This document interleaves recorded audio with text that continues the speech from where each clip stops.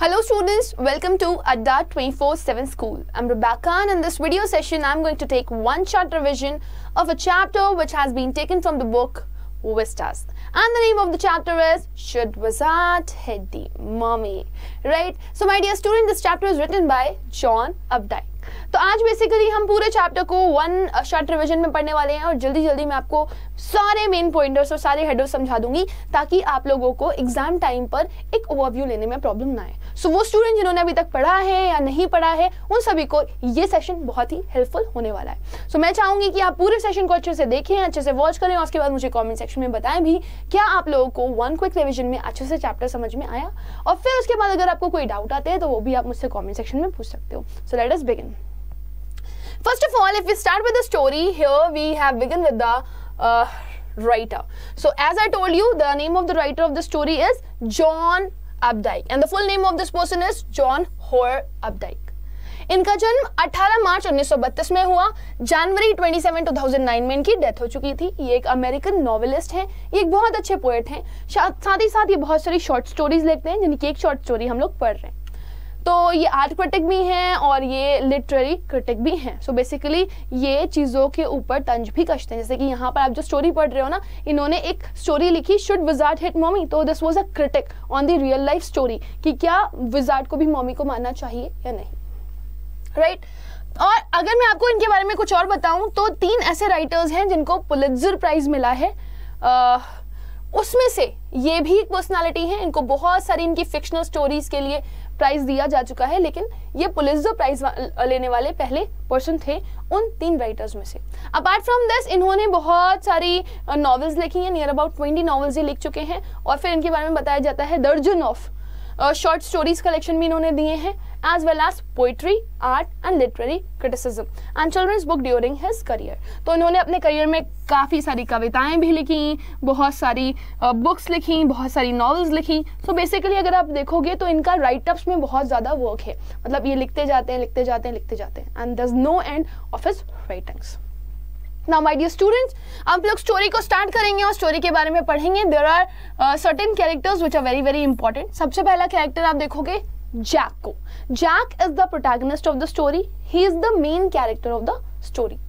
So as you can see here also protagonist given over here. Protagonist means main character of the story. Right? Now यहाँ पे आपको पता चलेगा कि उसकी शादी हो चुकी है. Right? उसकी एक वाइफ है जिसका नाम है क्लेयर, और क्लेयर अपने तीसरे बच्चे को जन्म देने वाली है. तो she is pregnant. Right? As they have a 4-year-old daughter. इनके पास एक बेटी है और एक बेटा है. बेटी कितने साल की है? 4 साल की है. और बेटा कितने साल का है? 2 साल का है. बेटी का नाम है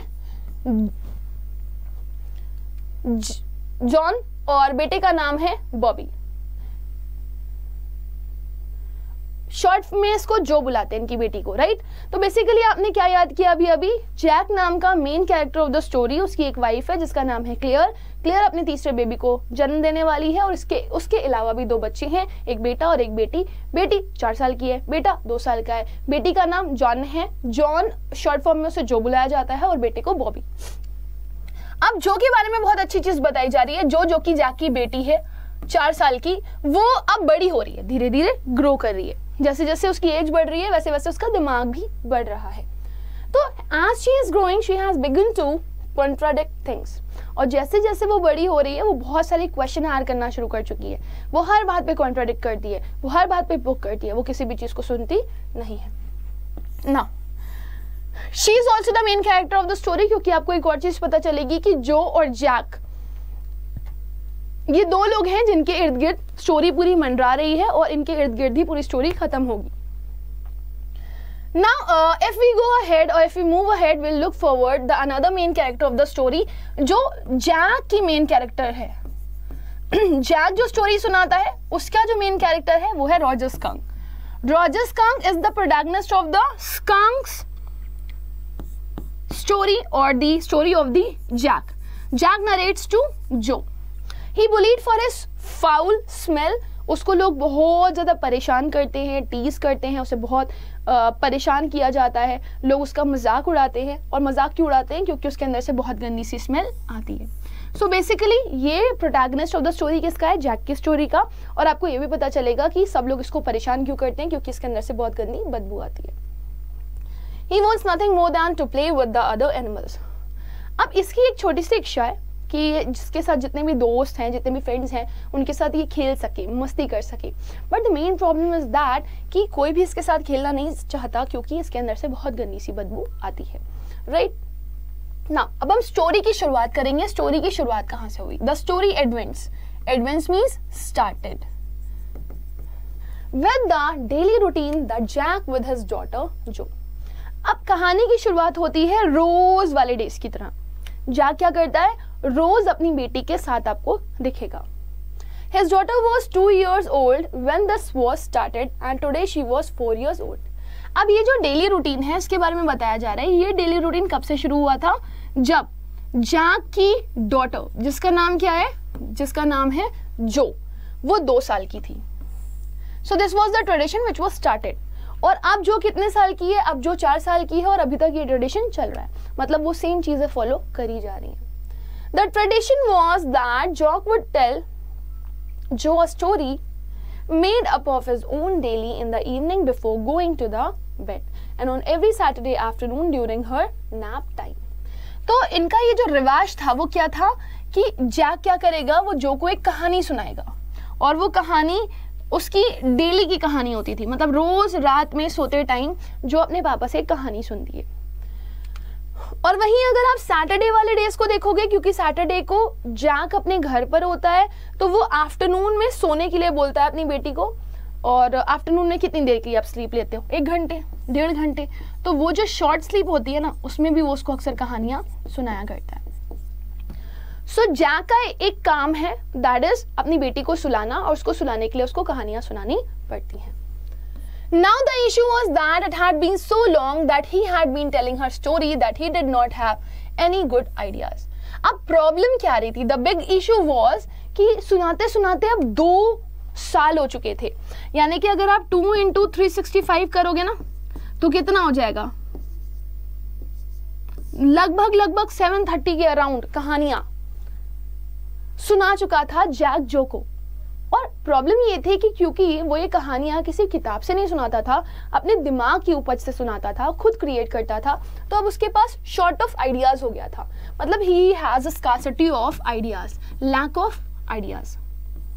ठीक है, उसको समझ में नहीं आता था वो क्या नया सुना देगा जो इंटरेस्टिंग होगा, क्या ऐसा बता देगा जो बहुत अमेजिंग होगा। राइट, तो उसको कुछ नहीं समझ में आता था कि अब वो कौन सी कहानी सुनाए।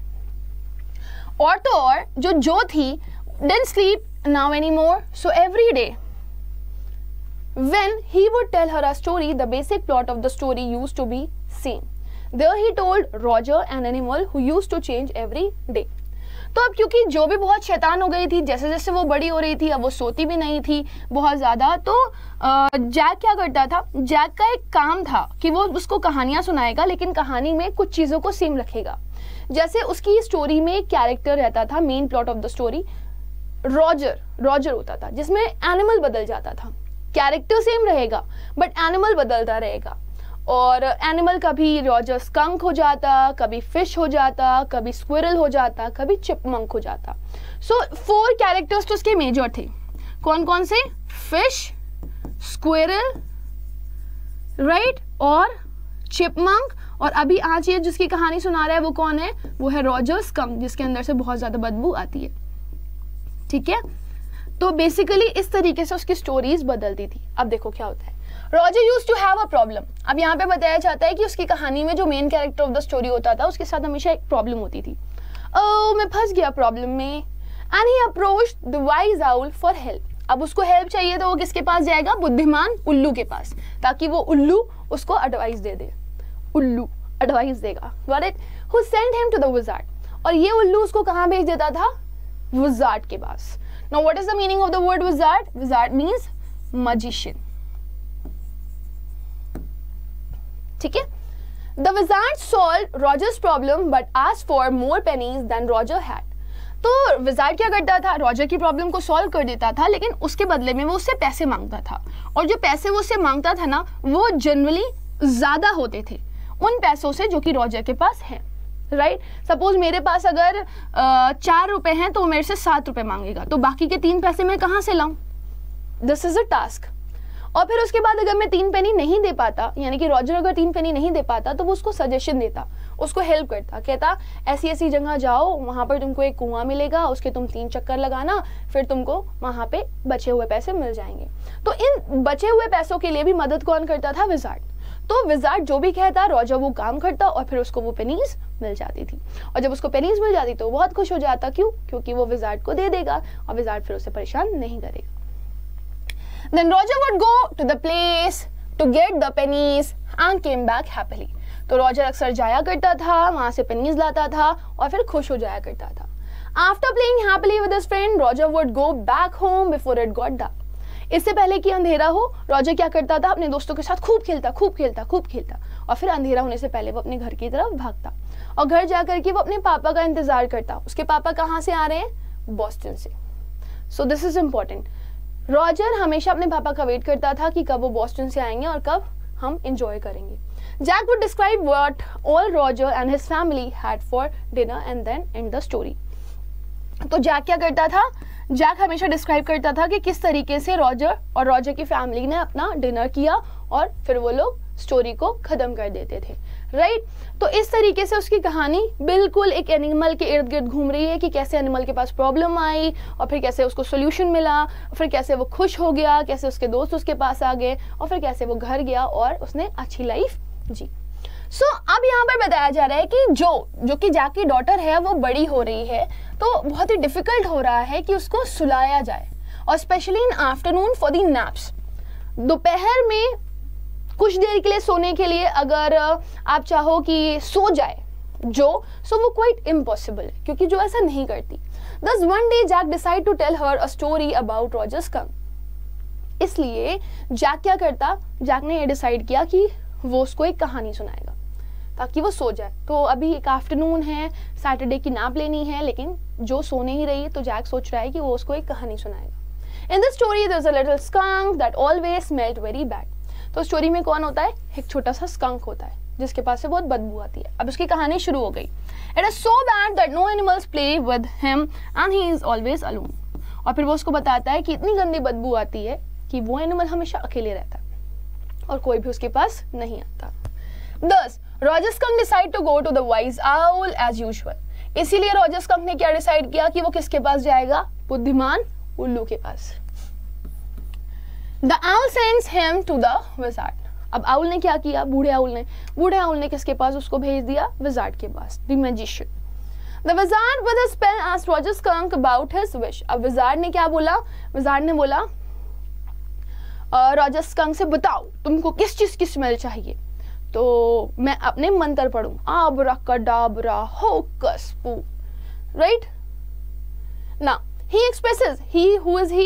Roger skunk। He wishes to smell like roses, to which the wizard agrees।